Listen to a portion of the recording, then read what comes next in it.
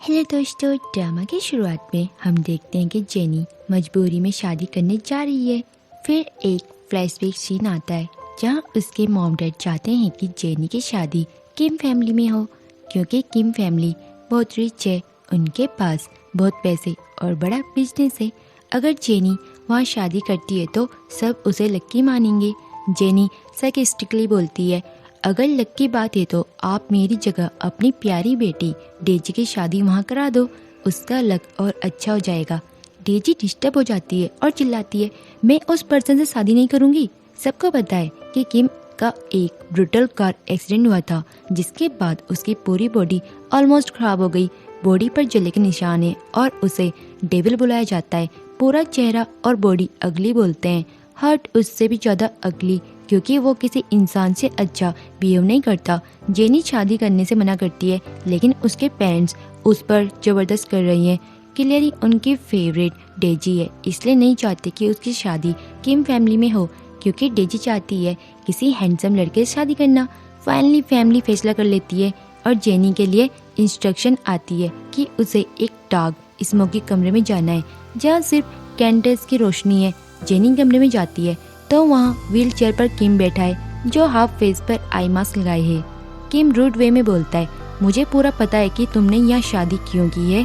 मैं दिखने में अच्छा नहीं, लेकिन पैसे बहुत हैं और तुम एक गोल्ड डिगर हो जो सिर्फ पैसों के लिए शादी की। कोई बात नहीं, मुझे बस एक प्यारा बेबी दे दो, बाकी तुम्हारी रिस्पॉन्सिबिलिटी खत्म। जेनी शाप मना कर देती है। इसी बीच उनकी बहस बढ़ जाती है, हाथापाई होती है और किम का मास्क उतर जाता है। जेनी उसे देखकर डर जाती है और भाग जाती है। किम अपने चेहरे से मेकअप हटाता है, उसका फेस पूरी तरह क्लीन है और वो दिखने में हैंडसम भी है। किम सीसीटीवी में कहता है, देखा, मैंने कहा था लड़कियां सिर्फ पैसों के लिए शादी करती है। उसका भाई लू को यकीन नहीं होता कि जेनी भाग गई। असल में जेनी को किम का फेस नहीं, उसकी पर्सनैलिटी, गुस्सा और रूड बिहेवियर बुरी लगी थी। लू का शक है कि कोई और बात है। फ्लैशबैक में पता चलता है लू ने ही अपने भाई किम के लिए लड़की चुनी थी, यानी जेनी। किम शादी से मना कर देता है क्योंकि उसे पता है उसकी फैमिली कैसी है और लड़कियां सिर्फ पैसों के लिए उसके पीछे पड़ती हैं। फ्लैशबैक में दिखाते हैं कि जेनी ने अपनी जान पर दाव पर लगाकर लू को फायर इंसिडेंट में बचाया था और आज तक लू उसका एहसान नहीं चुका पाया और जानता है जेनी की फैमिली में उसकी क्या हालत है। लू भाई किम को समझाता है, ये लड़की तुम्हारे लिए परफेक्ट है, अभी नहीं तो बाद में समझोगे, और तुमने मुझसे वादा किया है कि मेरी आखिरी विश पूरी करोगे। बस इसी लड़की से शादी के बाद खुशी से रहो। लू ऐसी हालत में इसलिए रुक जाता है और लू की बात मान लेता है, लेकिन वो एक टेस्ट लेना चाहता था, इसलिए इतनी सारी ट्रिक्स प्लान की थी। किम कहता है, अब दूसरी लड़की को ट्राई करेंगे। उतने में फायर लग जाती है जो लू ने ही लगाई थी। किम अपने भाई के अलावा किसी पर ट्रस्ट नहीं करता। जेनी फिर से सीन में आती है। तब किन को बचपन की एक याद आती है। बचपन में फायर में ट्रैप हो गया था, एक लड़की ने आकर उसकी जान बचाई थी।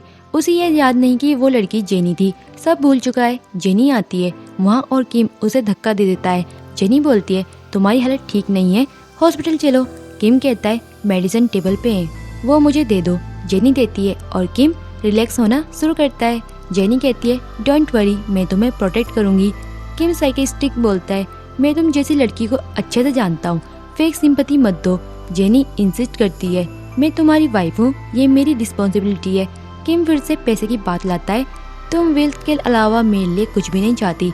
जेनी कहती है, अगर ट्रस्ट नहीं है तो अपनी मोम के इनहेरिटेंस तुम्हारे नाम कर सकती हूँ।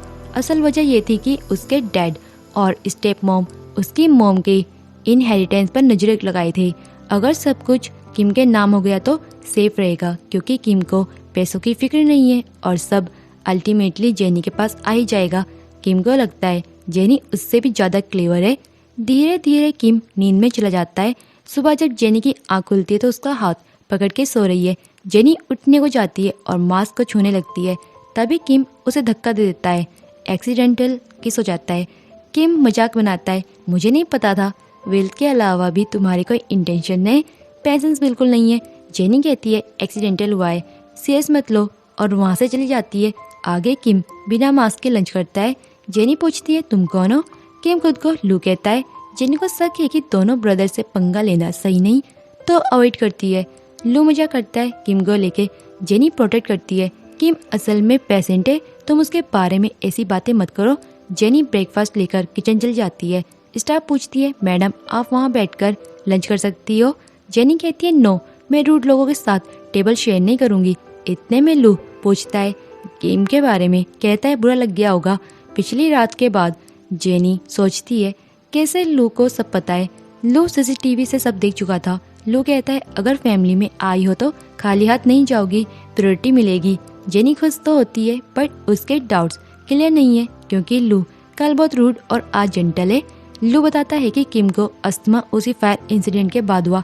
जेनी का नया टास्क आता है, अब उसे किम को कम्प्लीटली ठीक करना है, उसके स्कार्स भी डिस्पेयर करवाना है। जेनी को नहीं पता कि दोनों भाई अपने अपने रोल्स स्विच कर रहे हैं। वो बुक पढ़ते पढ़ते सो जाती है। किम क्वाइटली उसे चादर उड़ाकर चल जाता है। जेनी को अचानक कुछ टूटने की आवाज़ आती है। वो टेंशन में आ जाती है कि कहीं किम को कुछ हो ना जाए। वो किम को बाथरूम में कॉल करना शुरू करती है। किम कोई भी रिस्पॉन्स नहीं देता। जेनी की घबराहट और बढ़ जाती है। वो बोलती है अगर तुमने कुछ नहीं कहा तो मैं दरवाजा खोल दूंगी और अंदर आ जाऊंगी। जैसे ही वो दरवाजा खोलती है किम अपना आई मास्क पहन लेता है। जेनी अपनी आंखें बंद कर लेती है क्योंकि किम के एब्स दिख रहे थे। जेनी अपोलाइज करती है, सॉरी, तुमने रिस्पॉन्स नहीं दिया तो लगा तुम बेहोश हो या कुछ हो गया होगा इसलिए आई। किम मिरर के अगेंस्ट स्पिन करता है, बोलता है बस करो, ये सब तुम्हारे बहाने। असल में तुम अपनी वेडिंग नाइट स्पेंड करना चाहती हो। लगता है आज ये शादी की रात पूरी होगी। जेनी मना करती है लेकिन किम उसे उठाकर बेड तक ले जाता है। किम जेनी के बहुत करीब आ जाता है और बोलता है मुझे एक प्यारा सा गिफ्ट दो। जेनी कहती है मैं अभी इन सब चीज़ों के लिए रेडी नहीं हूँ, हमें ऐसा बिहेवियर नहीं करना चाहिए। किम लाइट्स ऑफ करता है और जेनी के बहुत करीब आता है। मजबूरी में जेनी उसे थप्पड़ मार देती है जिससे किम का मास्क गिर जाता है। जेनी डरकर वहाँ से भाग जाती है। स्टाफ आ जाता है। जेनी सब एक्सप्लेन करती है मगर स्टाफ कहता है आप बहुत थक गई होंगी, शायद नींद की वजह से आपको ऐसा इल्यूजन हो रहा है। दरअसल कमरे में मिस्टर लू ही थे। जेनी इंसिस्ट करती है चलो मेरे साथ, मैं प्रूफ कर दूंगी, पर स्टाफ तैयार नहीं होते और जेनी को दूसरे कमरे में ले जाना चाहते हैं। जेनी उनके बिहेवियर से समझ जाती है कि कुछ तो छुपाया जा रहा है। तभी किम दूसरे दरवाजे से बाहर आता है, अलग बाथरूम से निकलकर बोलता है लगता है तुम मुझसे ऑब्सेस्ट हो गई हो, एक ही दिन में इतनी जल्दी, मैं अब तुम्हें दिखने भी लगाऊं। किम स्टाफ को जाने के लिए कहता है और जेनी से पूछता है अब तुम क्या जवाब दोगी। जेनी कंफ्यूज रहती है, कोई जवाब नहीं देती, बस रिस्पेक्टफुली कहती है कि थोड़ा डिसेंट बिहेव करो और वहाँ से चली जाती है। अगले दिन जेनी सभी गिफ्ट्स प्रिपेयर करती है क्योंकि शादी के बाद हस्बैंड वाइफ को गिफ्ट्स लेकर वाइफ के घर जाना होता है फैमिली मेंबर्स के लिए। किम आता है, स्टाफ उसे सारी बातें बताता है। किम बोलता है शादी को अभी एक ही दिन हुआ और तुमने गिफ्ट्स देना शुरू भी कर दिया। जेनी कहती है ये एक रिचुअल का पार्ट है। जेनी अकेले जाने वाली थी तो किम उसे रोकता है और अपना गोल्डन कार्ड दे देता है, बोलता है इसे रखो, मैं नहीं चाहता मेरी फैमिली की इंसल्ट हो जाए। जेनी अपने घर जाती है। स्टाफ बोलता है आप अंदर जाइए, मैं सारे गिफ्ट लेकर आ जाता हूँ। जेनी जाती है। स्टाफ किम को कॉल कर बताता है कि सभी लोग पहुँच गए हैं और यूजुअल जेनी के पेरेंट्स काफी रूड हैं तो मामला बिगड़ सकता है। जेनी घर के अंदर जाती है। फैमिली इमीडिएटली पूछने लगते हैं कि किम के बारे में। जेनी कहती है अभी उसकी हेल्थ ठीक नहीं है इसलिए नहीं आ पाया, मैं अकेली आई हूँ। फैमिली रूड वे में कमेंट करते हैं मरा थोड़ी ना है, जिंदा है तो आने में क्या प्रॉब्लम थी। डेजी सर्किस्ट बोलती है मामा आपको तो पता है डिसेबल लोग कैसे आते हैं, जाने भी दीजिए, उस आदमी से क्या उम्मीद रख सकते हैं। जेनी की आंटी गुस्सा हो जाती है, इतने कम गिफ्ट लाए हो। जेनी कहती है आपको ये कम लग रहा है। आंटी बोलती है इतने बड़े फैमिली में गई हो और इतने कम गिफ्ट्स हमें कुछ करेगा। जेनी रिटेलिट करती है शायद आप भूल रहे हैं शादी के वक्त आपको किम फैमिली से ऑलरेडी 50 मिलियन मिले थे, वो क्या कम है। आंटी का मुंह बंद हो जाता है।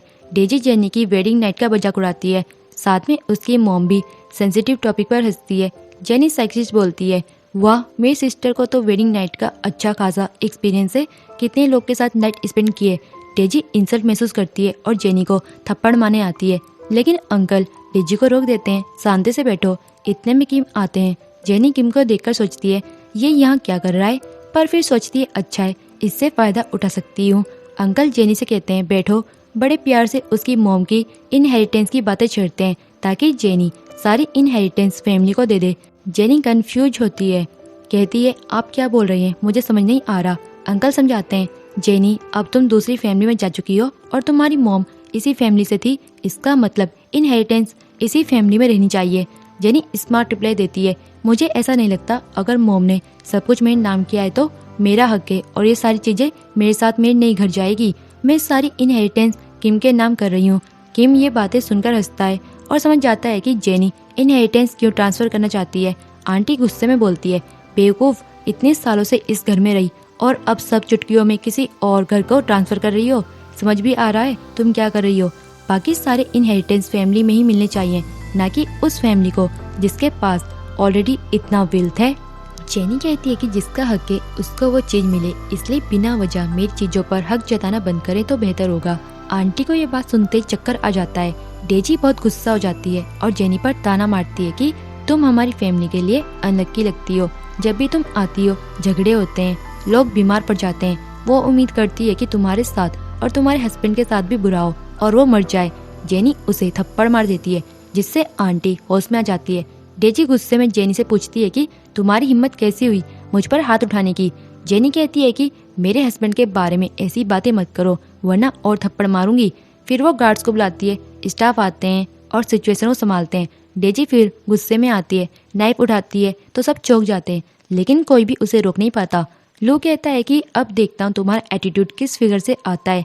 डेजी उस पर स्केच मारने लगती है, लेकिन किम आकर उसके हाथ पर चोट लग जाती है। तीनों घबराते हैं और माफी मांगते हैं।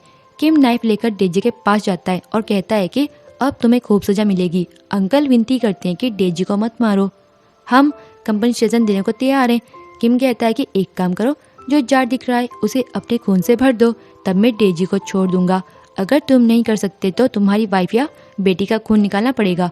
वे माफी मांगते रहते हैं। डेजी भी बार बार सॉरी कहती है। किम याद करता है कि जेनी की मॉम की इनहेरिटेंस उसके नाम पर है। अंकल कहता है कि मैं इनहेरिटेंस वापस जेनी के नाम कर दूंगा, चिंता मत करो।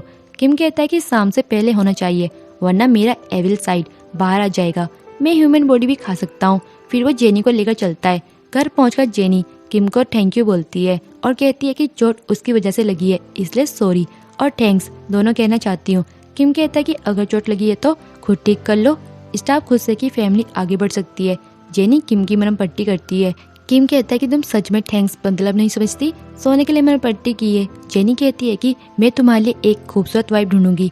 किम के क्लोज आकर कहने पर जेनी कहती है कि जो भी कराना है करवा लो, पर इस तरह की हरकतें मत करना। किम पूछता है कि कौन से बिहेवियर की बात कर रही हो। जेनी कहती है कि मुझे जाने दो, लेकिन वो जाने नहीं देता। कहता है कि तुम्हें बताना होगा कि क्या बिहेवियर है, क्योंकि हम नॉर्मली ही बिहेव कर रहे हैं। स्टाफ आता है और बताता है कि लो आ चुके हैं। जेनी कहती है अब हमें जाना चाहिए। किम कहता है घबराओ मत, ये हमारा घर है। जेनी चुप हो जाती है। किम को असिस्टेंट का कॉल आता है। वो बताता है कि जेनी के डैड ने सारे ट्रांसफर्स जेनी के नाम कर दिए हैं। जेनी खुश होती है और हक करके थैंक्स बोलती है। किम को भी कंफर्ट महसूस होता है। जेनी अगले दिन निकलती है। किम कहता है चलो मैं भी जाऊंगा। जेनी मना करती है। किम गुस्सा होकर कार में वेट करता है। जेनी की फैमिली उसकी मौत की साजिश रच रही होती है। अंकल ने सब सेट किया हुआ है। कह रहे थे कि जैसे किम का कार एक्सीडेंट हुआ वही जेनी का भी होगा, पर वो बच नहीं पाएगी। डेजी कहती है अब जेनी अपनी मॉम से मिल सकती है, उसे रोने की जरूरत नहीं। जेनी और किम कार में थे। जेनी को लगा किम गुस्से में है। ड्राइवर ने बताया कि कोई उनकी गाड़ी को फॉलो कर रहा है। किम उसे पीछे छोड़ देता है। अचानक सामने से वैन आती है। उन्हें इमरजेंसी ब्रेक मारना पड़ता है। किम जेनी को प्रोटेक्ट करता है। बाहर गुंडे निकलते हैं। किम लड़ रहा था, एक गुंडा छुपा था जो सर पर वार करता है। जेनी पहले से गार्ड्स बुला चुकी थी जो बचाने आते हैं। किम को बचपन की यादें आती हैं कि जेनी ने उसकी जान बचाई थी। जेनी खुद बेहोश हो जाती है। किम ठानता है कि जब तक जेनी जागेगी वो सब सच बताएगा। जेनी धीरे धीरे होश में आती है। किम कहता है उठो मत, तुम्हें चोट लगी है, आराम करना चाहिए। जेनी की चिंता किम से ज्यादा उस पर होती है। किम कहता है तुम्हें अपनी फिक्र करनी चाहिए, तुम्हारी बॉडी मुझसे ज्यादा स्ट्रांग नहीं है। किम करीब आता है। जेनी उसे दूर करती है और पूछती है तुम क्या कर रही हो। किम सॉफ्टवेयर उठाकर कहता है मैं तुम्हें मेडिसिन लगाना चाहता हूँ। जेनी मना करती है, कहती है मैं खुद कर सकती हूँ। किम कहता है तुम्हें समझ नहीं आएगा, मैं मदद करूंगा। जेनी फिर मना करती है। किम करीब आता है। जेनी उस हरकत को रोकती है। किम कहता है बस एक बार मेडिसिन लगाने दो, बाद में तुम सीख जाओगी। जेनी मान जाती है। फिर किम जेंटली मेडिसिन लगाना शुरू करता है। जेनी कहती है अभी यहीं रुक जाना चाहिए। किम पूछता है क्या तुम मेरा रिश्ता तोड़ना चाहती हो। जेनी कहती है हाँ, हमें ये सब नहीं करना चाहिए। वो उसे कमरे से बाहर निकाल देती है। किम माफी मांगता है। जेनी उसे अंदर नहीं लेती। स्टाफ ये सब देखता है। फीमेल स्टाफ को बुरा लगता है, लेकिन मेल स्टाफ कहता है जो हो रहा है वही सबको होता है। अगले दिन जेनी ब्रेकफास्ट करने जाती है। किम उसका एक छीन लेता है। जेनी उसे पकड़ नहीं पाती। स्टाफ बताता है कि ग्रैंडपा का बर्थडे है, जेनी वहाँ जाएगी। किम कहता है बर्थडे वाले दिन जाना। जेनी कहती है मैं इस फैमिली की डॉटर इन लॉ हूँ। किम एक उसे इम्पटी करने को देता है। किम कहता है बस तैयार रहना, मैं तुम्हारा रियल हस्बैंड हूँ ना। कि लू, जिसकी बात शायद बर्थडे पार्टी में पता चलेगी। दोनों घर पहुँचते हैं। आंटीज देखती हैं, समझ जाती हैं कि ये घर वही फैमिली जैसा है। किम कहता है जेनी को प्रोटेक्ट करूंगा। जेनी कहती है मुझे अपनी प्रोटेक्शन खुद करनी है और मेरे पास हस्बैंड है। आंटीज किम और उसके भाई के बारे में बातें करने लगती हैं। जेनी समझती है कि वे जानबूझकर सब कुछ कर रही हैं। किम समझ जाता है जेनी कुछ करने वाली है। जेनी खुद को इंट्रोड्यूस करती है। सब उसकी अपीयरेंस की तारीफ करते हैं। जेनी कहती है थैंक्स, हर बार मेरे फेशियल फीचर्स की तारीफ होती है जो अनलक्की है। आंट कहती है हमारे पास इतने पैसे हैं कि आगे की जनरेशन बिना काम के रह सकती है। जेनी कहती है तुम उस फैमिली से हो, तुम्हारा लक खराब है, शायद तुम कभी वाइफ नहीं बन सकती। आंट गुस्से में थप्पड़ मारती जेनी वाइन फेंक देती है। आंट चिल्लाती है। जेनी कहती है मैंने तुम्हारे मुंह पर गर्म कॉफी फेंकी है, चिल्लाने की जरूरत नहीं। तभी मिस्टर वेंग आते हैं। किम बताते हैं कि वो उनके सेकंड अंकल हैं। उसकी वाइफ जेनी पर चिल्लाती है कि वो इस घर में कभी सुख नहीं पा पाएगी।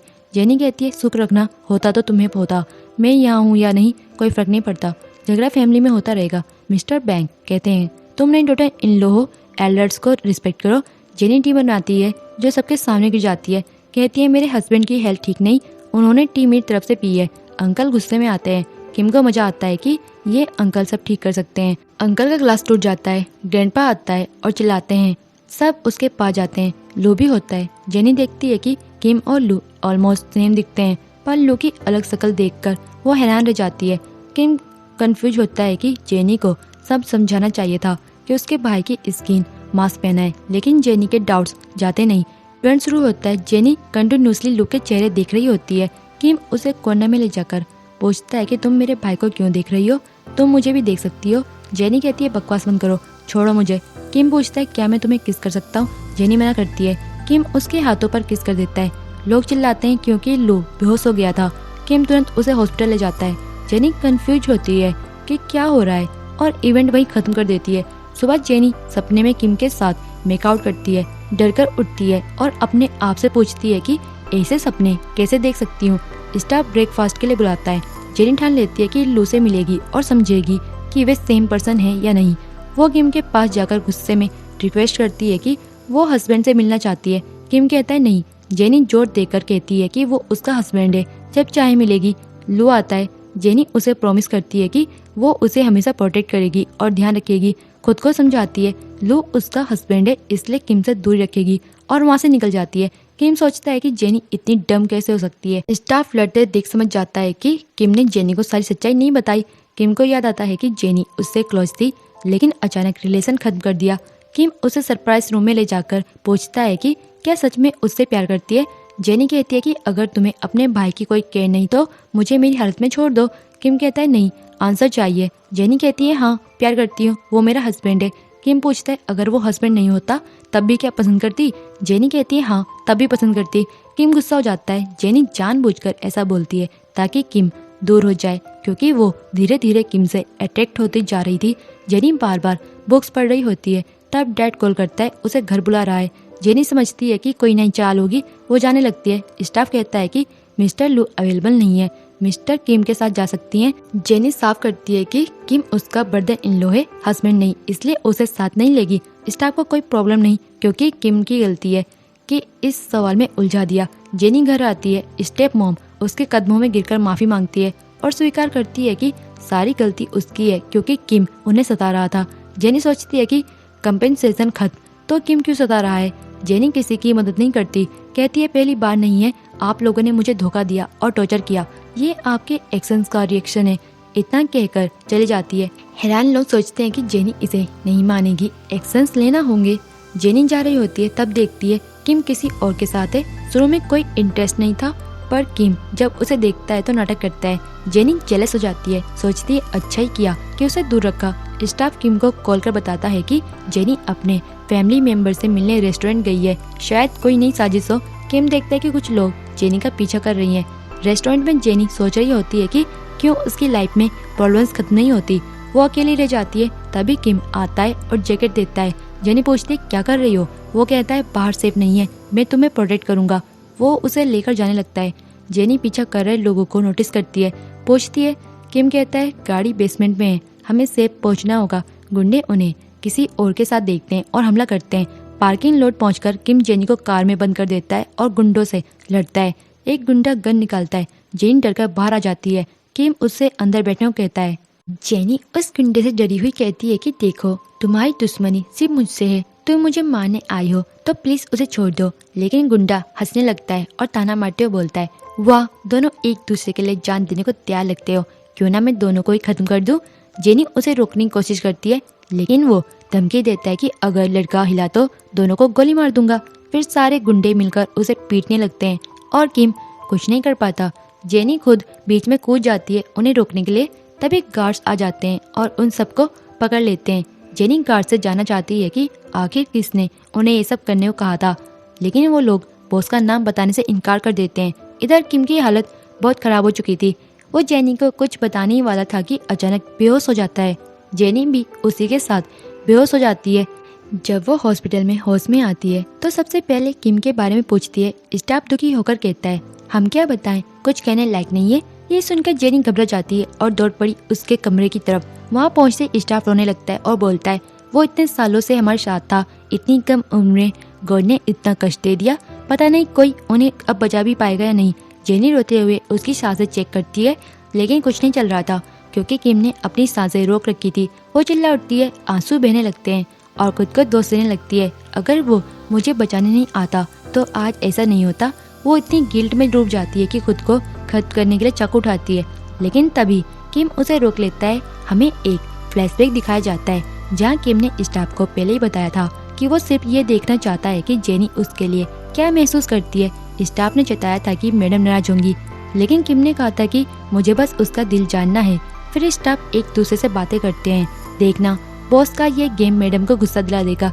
लेकिन वो कहते हैं, हम क्या करें, बॉस का ऑर्डर है, हम बस वही फॉलो कर रही हैं। उधर किम खुद जेनी से कहता है, क्या तुम पागल हो, सिर्फ इसलिए कि मैं मर गया तुम अपनी जान ले लोगी। तुम्हें खुद को दोष नहीं देना चाहिए, तुम्हें बचाना मेरा फैसला था। तभी गार्ड्स डेजी को लेकर आते हैं और बताते हैं कि जो कुछ भी हुआ वो इसी ने करवाया। जेनी उसे कारण पूछती है तो डेजी कहती है, क्योंकि तुमने हमारी जिंदगी में उथल पुथल मचा रखी है। हमें लगा था शादी के बाद तुम शांति से चली जाओगी, पर तुम और मुश्किलें बढ़ा रही हो और मुझे कुछ नहीं मिला, जबकि तुम्हें सब मिल रहा है, इसलिए मैं तुमसे जलती हूँ। किम कहता है, लगता है अब डेजी को नया घर चाहिए, शायद मेंटल हॉस्पिटल उसके लिए बेहतर जगह होगी। गार्ड्स उसे खींच कर ले जाते हैं। डेजी माफी मांगती है, लेकिन किम सख्ती से कहता है, उसे लेकर जाओ। जेनी कहती है, मुझे अब जाना होगा। किम उसे रुकने और समझाने की कोशिश करता है, लेकिन वो बिना सुने चल जाती है। किम कुछ दिन इंतजार करता है ये समझने के लिए कि क्या वाकई जेनी अपने हस्बैंड लू के बजाय उससे प्यार करने लगी है। एक रात जेनी किम के लिए डिनर लेकर आती है। किम मजाक में पूछता है, कहीं इसमें जहर तो नहीं। जेनी हंसकर कहती है, अगर होगा तो तुम मरोगे, खुद पता चल जाएगा। वो उसे अपने हाथों से खिलाने लगती है। खाना गर्म होता है तो किम कहता है, क्या अब तुम मेरा मुंह जलाकर मारना चाहती हो। जेनी मुस्कुराकर खाना फूकती है और फिर खिलाती है। जब वो जाने लगती है किम उसका हाथ पकड़कर रोक लेता है। वो उसे हंसकर कहती है, वियर्ड एक्ट मत करो, मैंने पहले ही मना किया है। किम कहता है, मैं बस तुम्हें मेडिसिन खाने में मदद कर रहा हूँ। फिर वो उसे दवा देता है, लगाता है और पल पल करीब आते हैं। वो लगभग किस करने वाले थे कि तभी किम को फोन आता है और जेनी मौका देखकर भाग जाती है। उसका असिस्टेंट बताता है कि डेजी फिर से ड्रामा कर रही है। किम कहता है, कोई बात नहीं, उसे दिखाओगी इस फैमिली में सब कैसे हैं। फिर वो लू से मिलने जाते हैं। लू जेनी और किम दोनों की बहुत केयर दिखाता है। वो किम से अकेले में बात करता है कि क्या तुमने देखा जेनी के चेहरे पर कितना गिल्ट है, अब वक्त आ गया है कि तुम उसे सच्चाई बता दो। किम कहता है, मैं उसके बर्थडे पर सब बताऊंगा। लू मुस्कुराकर कहता है, मुझे लगता है तुम डर रही हो कि वो शायद तुम्हें पसंद ना करे। किम हंसकर कहता है, मैं इतना हैंडसम हूँ कि कोई भी मना नहीं कर सकता। इतना कहते ही सीन आगे बढ़ता है और जेनी को किम टेरेस पर बुलाने लगता है। वो पहले तो मना करती है, लेकिन किम मजाक में बोलता है कि कोई बात नहीं, अगर तुम नहीं आई तो मुझे तुम्हारे कमरे तक आना पड़ेगा। मजबूरी में जेनी ऊपर चली जाती है। टेरेस पर किम उसे स्टार दिखाते हुए रोमांटिक माहौल बनाने की कोशिश करता है। जेनी हंसते हुए बोलती है, ये सारी रोमांटिक बातें अपनी फ्यूचर वाइफ के लिए बचाकर रखो। इस पर किम जवाब देता है कि तुम भी मेरा फ्यूचर हो, चाहो या ना चाहो। इतना कहते हुए वो उसे किस करने की कोशिश करता है और जेनी भी अपनी फीलिंग छिपा नहीं पाती। दोनों एक दूसरे को किस कर लेते हैं। इसके बाद किम उसे रिंग पहनाने ही वाला होता है कि जेनी अचानक पीछे हट जाती है और मना कर देती है। किम बस एक सवाल पूछता है, अगर तुम्हारा हस्बैंड मेरा भाई नहीं होता और मैं होता तो तुम क्या करती। जेनी कुछ नहीं कह पाती। तभी स्टाफ की आवाज़ आती है और वो मौके का फ़ायदा उठाकर भाग जाती है। सीन कट होता है और वहाँ पर आती है सीन, जो किम की एक्स गर्लफ्रेंड होती है। किम उसे देखकर गुस्से में बोलता है, वापस आई हो अपनी मौत बुलाने। सीन एक इनवाइट कार्ड देती है जिसे वो ठुकरा देता है। तभी जेनी भी वहाँ पहुँचती है और खुद को इंट्रोड्यूस करती है। वो सीन को कहती है, इतनी रात को किसी और के घर आना अच्छा नहीं लगता, स्टाफ तुम्हें बाहर छोड़ देगा। सीन गुस्से में वहाँ से चली जाती है। जेनी अपने रूम में सोच में डूब जाती है। तभी किम आता है। उसे बीते सारे ट्रॉमा याद आ जाते हैं। वो परेशान था और बस जेनी से एक छोटी सी रिक्वेस्ट करता है, उसे कसकर हक करने की। दोनों एक दूसरे के गले लग जाते हैं और सीन वहीं पर स्मूथली फेड होता है। नेक्स्ट मॉर्निंग दोनों एक ही बेड पर उठते हैं। जेनी के गर्दन पर कुछ निशान दिखते हैं और वो गुस्से में चिल्लाती है, किम। किम हंसकर बोलता है, लगता है एक साइड काफी नहीं था, दूसरी साइड भी बराबर करनी पड़ेगी। इधर डेजी फिर चालबाजी करती है। वो जेनी को टेरेस की कुछ फोटोज दिखाती है। जेनी मुस्कुराकर कहती है, तुम्हें लगता है बस इतना ही हुआ है, चाहो तो मैं और भी सबूत दिखा सकती हूँ। ये सुनते ही डेजी का गुस्सा फूट पड़ता है। वो जेनी को समझाती है कि तुम्हें किम से अपना रिश्ता बनाए रखना चाहिए। जेनी कहती है, लेकिन तुम तो उसकी एक्स हो। सीन बोलती है, वो थी, अब मैं फिर से करंट गर्लफ्रेंड बनने वाली हूँ। इस पर जेनी सख्त लहजे में जवाब देती है, पहली बात मैं तुम्हारी मॉम नहीं हूँ कि तुम्हारे ऐसे रूड बिहेवियर को बर्दाश्त करूँ, और दूसरी बात तुम कौन होती है मुझसे सवाल करने वाली। इतना कहकर वो वहाँ से चली जाती है। इसके बाद एक बड़ा इवेंट होता है जिसमें सीन भी मौजूद होती है। वहाँ एक वेटर जेनी को वाइन सर्व करता है, लेकिन उसमें कुछ गड़बड़ थी। धीरे धीरे जेनी को चक्कर आने लगते हैं और वो बेहोश जैसी होने लगती है। वेटर इशारा करता है सीन को और दोनों उसे कहीं ले जाते हैं। उधर सीन अपने पुराने मकसद के तहत किम के करीब आने की कोशिश करती है। सोचती है कि अगर वो उसकी फिजिकल जरूरतें पूरी करेगी तो किम फिर उसके पास लौट आएगा, लेकिन किम उसे पकड़कर उसी ड्रग को जबरदस्ती पिलाता है जो वो जेनी को देना चाहती थी। वो बोलता है, अब अपने गेम का स्वाद चखो। सीन सब समझ आती है कि किम को सब पता चल चुका है। वो एंटीडोट मांगती है, लेकिन किम उसे एक थप्पड़ मारकर दूर कर देता है। फिर सीन शिफ्ट होता है। स्टाफ जेनी को लेकर आता है जो अब भी बहुत कमजोर है। वेटर को बुरी तरह पीटा गया था और किम खुद भी उसे नहीं छोड़ता। इसके बाद वो जेनी को लेकर अपनी कार में बैठता है। जेनी का बॉडी टेम्परेचर बढ़ा हुआ होता है। वो नशे में थी और समझ नहीं पा रही थी कि वो क्या कर रही है। वो बार बार किम के करीब आ रही थी, लेकिन किम जानता था कि वो होश में नहीं है, इसलिए उसे बार बार पीछे करता है। घर पहुंचते ही जेनी कहती है, मैं जानती हूँ मैं क्या कर रही हूँ, मुझे पछतावा नहीं होगा। किम आखिरकार मान जाता है और उनसे वो रात एक पैशनेट नाइट में बदल जाती है। अगली सुबह जेनी होश में होते हुए भी बिल्कुल रिग्रेट नहीं करती। वो साफ कहती है कि वो लू से डिवोर्स लेकर सब ठीक करना चाहती है। किम उसे रुकने को कहता है क्योंकि ग्रैंडपा ने बुलाया था। किम जब पुराने घर पहुंचता है तो वहाँ सीन और उसके डैड पहले से मौजूद होते हैं। वो लोग किम पर आरोप लगाते हैं कि अब उसे जिम्मेदारी लेनी चाहिए क्योंकि उनकी बेटी को बहुत तकलीफ हुई। किम साफ कहता है कि सिन ने जेनी को ड्रग्स देने की कोशिश की थी ताकि वो किसी और के साथ सो जाए। फिर वो ग्रैंडपा को सारी सच्चाई बताता है। ग्रैंडपा गुस्से में आकर सिन और उसके डैड दोनों को घर से बाहर निकलवा देते हैं। उधर जेनी लू के पास जाती है और कहती है कि उसे कुछ जरूरी बात करनी है। लू कहता है, तुम्हारे लिए तो मैं हमेशा फ्री हूँ। जेनी कहती है, मुझे डिवोर्स चाहिए। वो शर्मिंदा महसूस करती है और भाग जाती है, जबकि लू बस मुस्कुराता है। अपने रूम में जाकर जेनी शादी का सर्टिफिकेट निकालती है और यही ट्विस्ट खुलता है कि उसकी शादी लू से नहीं बल्कि किम से हुई थी। किम को ये बात पहले से पता थी। किम के आने पर जेनी सर्टिफिकेट छिपा देती है और कहती है कि वो उसके भाई के साथ ही लॉयल रहेगी। किम कहता है, तो मॉर्निंग में जो हुआ वो सब नाटक था। जेनी कहती है, जो समझना है समझ लो, मैं तुम्हारी सिस्टर इन लो हूँ और तुम्हें मुझे रिस्पेक्ट करना होगा। किम सबको बताने निकल जाता है। लू ये सुनकर कंफ्यूज होता है और कहता है कि जेनी तो खुद मेरे पास डिवोर्स की बात करने आई थी, शायद उसे स्पेस चाहिए या वो गिल्टी फील कर रही है। लू कहता है, अब वक्त आ गया उसे सच्चाई बता देने का, वरना अगर उसने खुद पता लगाया तो उसका दिल टूट जाएगा। किम बाहर दरवाजे पर जेनी को बुलाता है, लेकिन अंदर से कोई जवाब नहीं आता।